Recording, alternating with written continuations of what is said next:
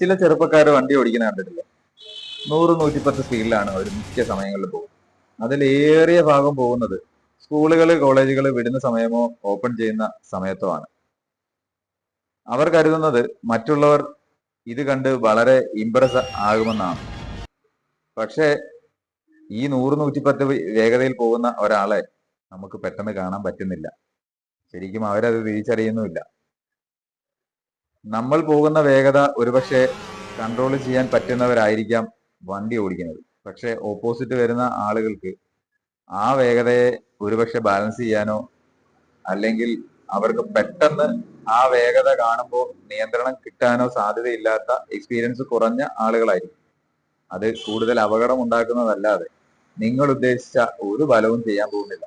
അങ്ങനെ ഒരു അപകടം ഉണ്ടാവുകയാണെങ്കിൽ അത് നിങ്ങളുടെ കുടുംബത്തിനും നിങ്ങൾക്കും മാത്രമായിരിക്കും നഷ്ടമുണ്ടാക്കി വെക്കുക.